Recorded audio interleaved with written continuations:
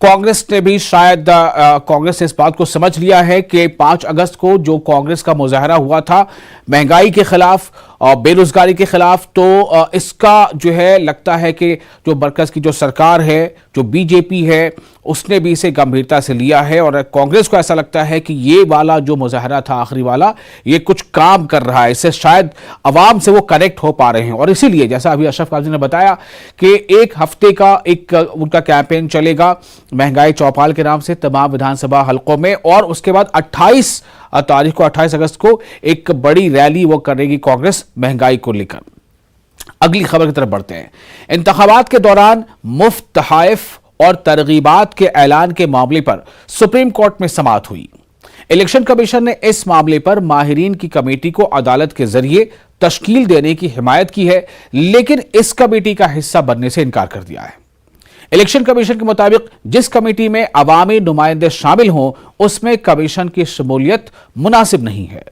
उधर दिल्ली के वजीर आला अरविंद केजरीवाल ने मुफ्त सहूलियात यानी फ्री बीज के मामले पर एक बार फिर मरकज को निशाना बनाया है। उन्होंने कहा कि चंद दिनों से जिस तरह से आवाम को सहूलियात फराहम की जा रही है, इसकी शदीद मुखालिफत की जा रही है। इससे जहन में शक पैदा होता है कि इतना शदीद एहतजाज आखिर क्यों है,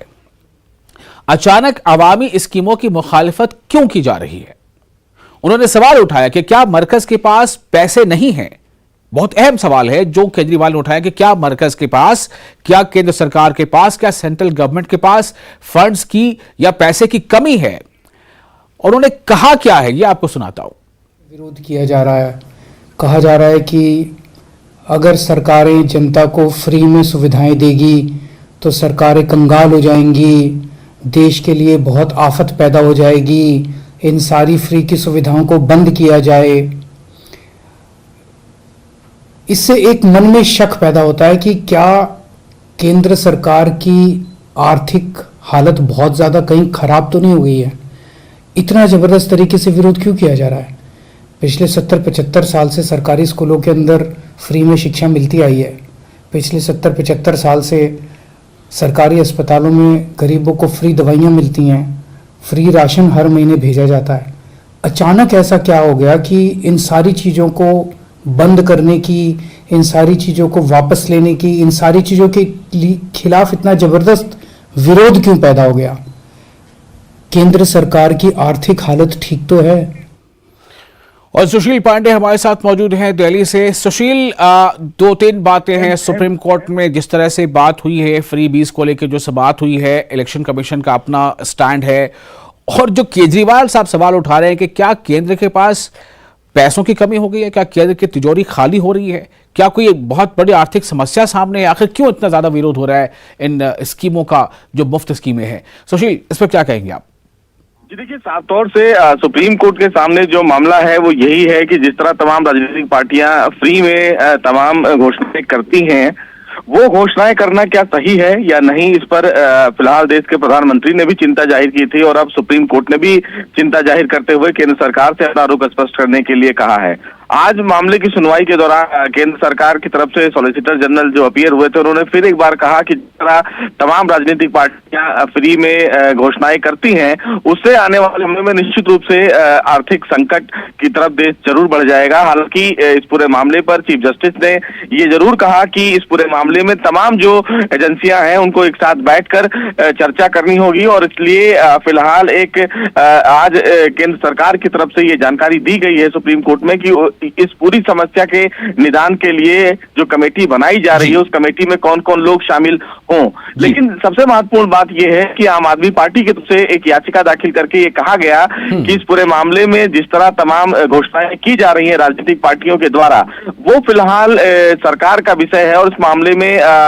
जो सुप्रीम कोर्ट है वो इंटरफियर ना करे और वो कर सकता है। इस पर चीफ जस्टिस की तरफ से कहा गया, चूंकि इस पूरे मामले में नीति आयोग और साथ ही साथ RBI सीबीआई के साथ साथ फाइनेंस कमीशन के लोग बैठकर कहीं ना कहीं चर्चा करें और ये बताएं कि क्या इस पूरे मामले में कोई कानून यानी कि पीपल्स ऑफ रिप्रेजेंटेटिव एक्ट में कोई बदलाव किया जा सकता है या फिर नहीं। और इसी को लेकर फिलहाल कहीं ना कहीं सुप्रीम कोर्ट आगे बढ़ रहा है। हालांकि सुप्रीम कोर्ट ने ये जरूर कहा कि इस दिशा में वो केंद्र सरकार को ऐसा कोई आदेश जारी नहीं कर सकते हैं कि जिससे केंद्र सरकार कानून बनाए, लेकिन इस दिशा में जिस तरह तमाम राजनीतिक पार्टियां फ्री में घोषणाएं करती हैं उससे कहीं ना कहीं सरकारी खजाने पर एक बड़ा असर पड़ता है। और इस फ्री की रेवड़ियां बांटने के पीछे की वजह और मंशा क्या है, क्या ऐसा करना आने वाले समय में राजनीतिक भविष्य के लिए क्या सही है, देश की जनता के लिए क्या ये सही है, इस दिशा में कदम उठाने की जरूरत है। अब ऐसे में बड़ा सवाल ये भी है कि केंद्र सरकार के द्वारा जो फिलहाल अब एक समिति बनाने की बात कही जा रही है जिसमें तमाम लोगों को शामिल करके इस समस्या से निदान की ओर बढ़ने की कहीं ना कहीं कोशिश की जा रही है, उस पर आम आदमी पार्टी की तरफ से जो याचिका है वो कहीं ना कहीं सवाल जरूर खड़ा करती है आम आदमी पार्टी पर, क्योंकि तमाम देश की जो राजनीतिक पार्टियां थीं उनकी तरफ से कोई भी याचिका फिलहाल सुप्रीम कोर्ट में दाखिल नहीं की गई है, लेकिन आम आदमी पार्टी एक ऐसी पार्टी है जो फिलहाल सुप्रीम कोर्ट पहुंची है और उन्होंने कहा है कि चूंकि लोगों के फायदे के लिए या लोगों के लिए फ्री में तमाम चीजें देने के लिए जो घोषणाएं की जाती हैं वो सरकार का दायित्व है, लेकिन सरकार का दायित्व क्या ये है कि जो तमाम देश के लोग हैं उनके टैक्स मनी का पैसा इस तरह फ्री में लोगों को देना सही है? क्या इस दिशा में सरकार काम कर रही है कि जो वाकई जिनको घोषणाओं में और सरकार की तमाम सुविधाओं की आवश्यकता है क्या उनको दिया जा रहा है या नहीं दिया जा रहा है? इन तमाम तथ्यों पर विचार करने की आवश्यकता है, लेकिन सुप्रीम कोर्ट इस दिशा में आगे इसलिए बढ़ रहा है कि जिस तरह तमाम राज्य ऐसे हैं जो जब चुनाव होता है उस समय फ्री में घोषणाएं देते हैं, फ्री में घोषणाएं करते हैं सामान देने के लिए, चाहे वो लैपटॉप हो, चाहे वो स्कूटर हो, चाहे वो अंगूठी हो। इससे कहीं ना कहीं जो राज्य है या फिर केंद्र सरकार के जो खजाने हैं उस पर असर पड़ता है और इसी दिशा में कहीं ना कहीं सुप्रीम कोर्ट अब आगे बढ़ रहा है कि फ्री में जो राजनीतिक पार्टियां घोषणाएं करती हैं तमाम सामान देने को लेकर उस पर किस तरह लगाम लगाई जाए और क्या ऐसा कोई ठोस कानून बनाया जाए कि जो तमाम राजनीतिक पार्टियां फिलहाल ये घोषणाएं करती हैं फ्री में रेवड़ियां बांटने की, क्या उस दिशा में कोई कानून बनाया जा सकता है आने वाले समय में या फिर नहीं? जी सुशील, एक बात यहां पर काफी अहम यह भी है कि ये जो भी कोई पार्टियां हो चुनाव से पहले तो वो सिर्फ वादे करती है कि अगर हम जीते तो हम आपको ये देंगे। जाहिर सी बात है वो तमाम पार्टियां तो सिर्फ वादे ही तो करती हैं जो चुनाव के पहले का मामला है। सारी की सारी पार्टियां तो रेवड़ियां बांटना शुरू कर नहीं देती। अगर वो चुनाव जीतकर आती हैं उसके बाद फिर उन पर डिपेंड करता है कि जो उन्होंने वादा किया था वो पूरा करती है कि नहीं करती हैं वो पार्टियां। तो क्या ऐसा आपको लग रहा है कि ये मैं आपसे अब एक पत्रकार और जर्नलिस्ट कैसे सवाल कर रहा हूं कि आपको लग रहा है कि ये मुद्दा जो है वो वाकई उतना गरमाएगा जितना कि हम लोग समझ पा रहे हैं? चूंकि अलग अलग सियासी दल जो हैं वो पहले या बाद में वो इस तरह के वादे करते ही हैं कि हम अगर सत्ता में आए तो आपको हम ये फायदे देंगे। जी देखिए, ये एक बड़ा विषय है और सबसे महत्वपूर्ण बात इस मामले में ये भी है कि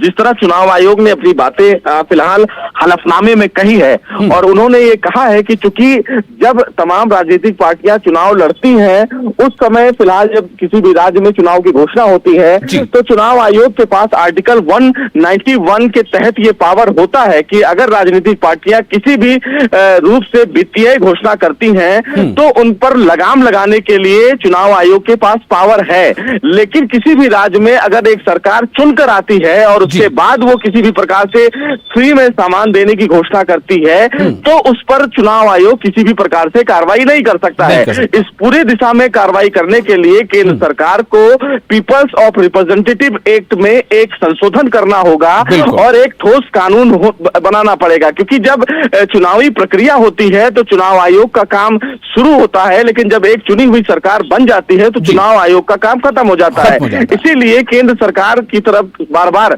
चुनाव आयोग ये कह रहा है कि केंद्र सरकार कानून बनाने का पावर रखती है और अगर केंद्र सरकार इस दिशा में आगे बढ़ती है तो उसको इंप्लीमेंट करने के लिए चुनाव आयोग